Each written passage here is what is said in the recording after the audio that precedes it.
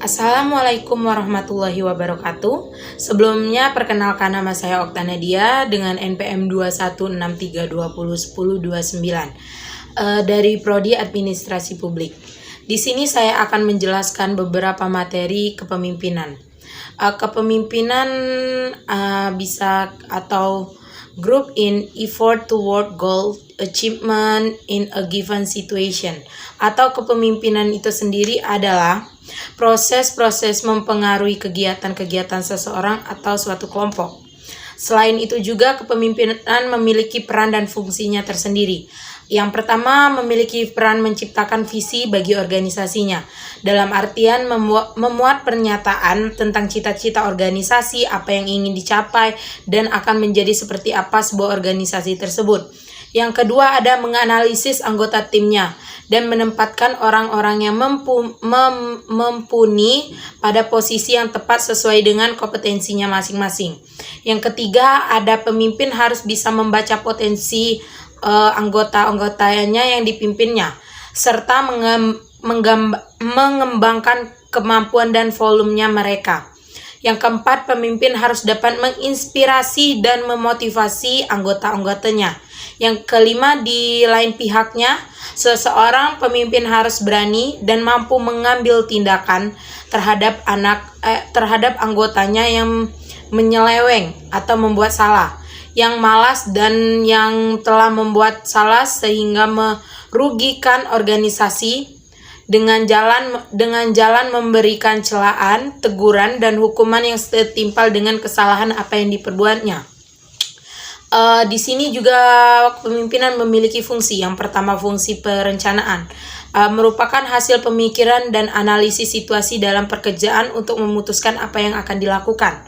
Yang kedua, ada fungsi memandang ke depan, dalam artian akan mampu mendorong apa yang akan terjadi, serta selalu waspada terhadap kemungkinan yang akan terjadi. Ketiga, ada fungsi pengembangan loyalitas, atau untuk mencapai kesetiaan ini, seseorang pemimpin sendiri harus memberi teladan baik dalam pemikiran, kata-kata, maupun tingkah laku sehari-hari, yang menunjukkan kepada anggotanya pemimpin itu sendiri tidak pernah mengingkari dan menyelewengkan dari loyalitas segala sesuatu atau tindakan, berjalan sebagaimana mestinya. Yang keempat, ada pengawasan. Fungsi pengawasan itu adanya pengawasan bagi hambatan-hambatan dapat segera ditentukan untuk pemecahkan sehingga semua kegiatan kembali berlangsung sesuai dengan yang telah diatur. Yang kelima, ada fungsi mengambil keputusan atau metode pengambilan keputusan dapat dilakukan secara individu, kelompok, tim, atau panitia, dewan komisi, referendum, mengajukan usulan tertulis dan non tertulis. Selanjutnya ada juga yang dinamakan dengan pendekatan kepemimpinan. Pendekatan kepemimpinan itu tersendiri ada terbagi menjadi beberapa. Yang pertama, pendekatan sifat.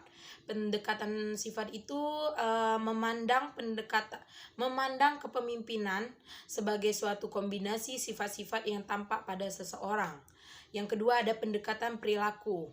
Yang pendekatan ini menitik beratkan kepada apa yang dikerjakan oleh seseorang pemimpin atau mempelajari tingkah laku dalam menyikapi tuntutan situasi, termasuk harapan anggotanya, pandangan sendiri, dan harapan pribadi, serta dengan cara menggunakan kepandaiannya dalam pengalamannya.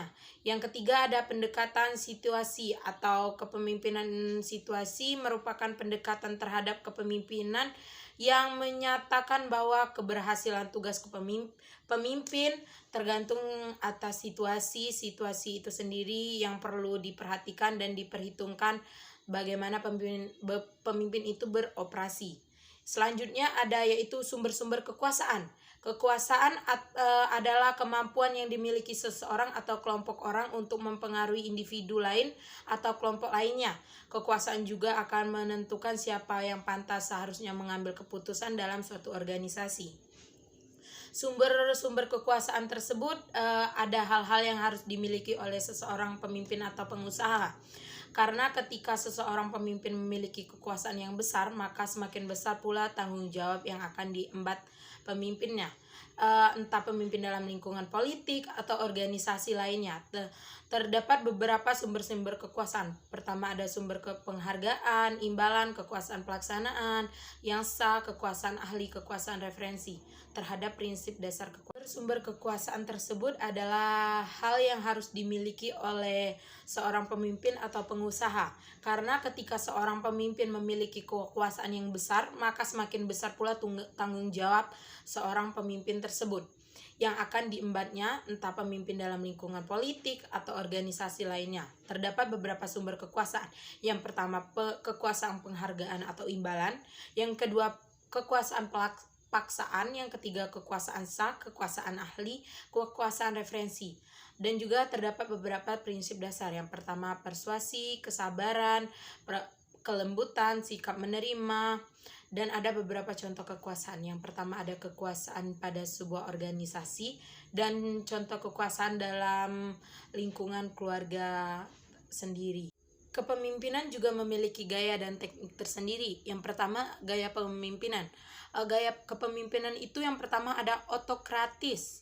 Kepemimpinan otokrais atau otokratis. Yang kedua ada birokrasi. Ketiga ada partisipatif. Keempat ada yang namanya delegatif. Yang kelima ada kepemimpinan transaksional. Yang keenam ada kepemimpinan transformasional. Yang ketujuh ada kepemimpinan melayani. Kedelapan karismatik. Yang kesembilan ada situasi. Selain gaya kepemimpinan juga memiliki macam-macam teknik. Yang pertama ada teknik pematangan dan penyiapan pengikut. Yang kedua ada teknik human relation. Yang ketiga ada teknik menjadi teladan. Yang keempat ada teknik persuasi dan pemberian perintah. Yang kelima ada teknik yang namanya penggunaan sistem komunikasi yang cocok. Dan yang keenam ada teknik penyediaan fasilitas. Selanjutnya kita masuk ke materi yang namanya kepemimpinan dan kolaborasi. Kolaborasi itu sendiri adalah proses bekerja sama untuk menyalurkan gagasan atau ide dan menyelesaikan masalah secara bersama-sama menuju visi bersama. Di sebuah organisasi yang saling tergantung, kolaborasi menjadi kunci pemikiran yang kreatif. Kolaborasi itu sendiri memiliki manfaat-manfaat. Yang pertama membantu memecahkan masalah. Yang kedua mengetahui dan menganalisis potensi diri. Yang ketiga yaitu saling berbagi ilmu. Yang keempat meningkatkan efisiensi pekerjaan. Yang kelima ada kemudahan berkomunikasi. Yang keenam mendapatkan ide-ide baru. Kepemimpinan yang kolaboratif atau kolaborasi adalah cara seseorang pemimpin yang dapat berpikir secara strategis dan konteks global, mengartikulasikan yang namanya visi yang menginspirasi lintas budaya dan membuat pilihan bijak di tengah kompresiatif dan ketidakpastian. Di sini ada juga yang namanya leadership, digital leadership. Adalah kepemimpinan yang strategis dengan yang dimana dimanfaatkannya teknologi khusus aset digital untuk mencapai suatu tujuannya dalam rangka mencapai tujuan organisasi pada era digital seperti saat ini. Banyak aspek dalam pemenuhannya. Di antaranya adalah unsur kepemimpinan atau pemimpin yang berpikir digital. Karena kesuksesan suatu organisasi tidak hanya diukur pada kinerja pada staf atau personalnya saja, yang penting pada faktor kompetensi pemimpin organisasi. Yang diperlukan gaya kepemimpinan baru yang memiliki keterampilan kewirausahaan, bahkan diperlukan sifat kepemimpinan digital yang dinamis untuk mendorong yang namanya transformasional digital. Evaluasi kepemimpinan di Indonesia. Kepemimpinan dan kekuasaan memiliki keterikatan yang tidak dapat dipisahkan, di mana untuk menjadi pemimpin bukan hanya berdasarkan suka satu sama lain, tetapi banyak faktor. Pemimpin yang berhasil hendaknya memiliki beberapa kriteria yang tergantung pada sudut pandang atau pendekatan yang terampil. Apakah itu kepribadiannya, keterampilan, bakat, sifat, atau kewenangan yang dimiliki yang dimana nantinya sangat berpengaruh terhadap teori maupun gaya kepemimpinan yang akan diterapkan. Bekal utama kepemimpinan adalah kekuatan terbesar seseorang pemimpin bukan dari kekuasaan, bukan dari kecerdasan, tetapi dari yang namanya kekuatan pribadi diri sendiri. Selain itu juga pemimpin pasti memiliki masalah. Berikut cara pemimpin untuk memecahkan masalah. Yang pertama, mengidentifikasi masalah. Seringkali mengidentifikasi masalah merupakan bagian yang paling sulit. Setiap orang memiliki sudut pandang yang berbeda-beda tentang masalah apapun.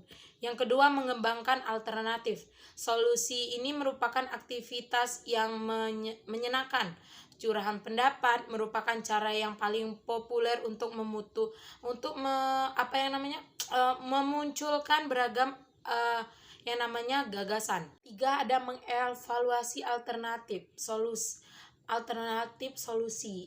Bahkan setelah kita mendaftarkan semua alternatif solusi, kita langsung yang namanya melompat pada pemulihan solusi terbaik yang dianggap terlalu prematur atau prematur. Yang keempat, pengambilan keputusan melalui solusi. Pengambilan keputusan secara konsensum.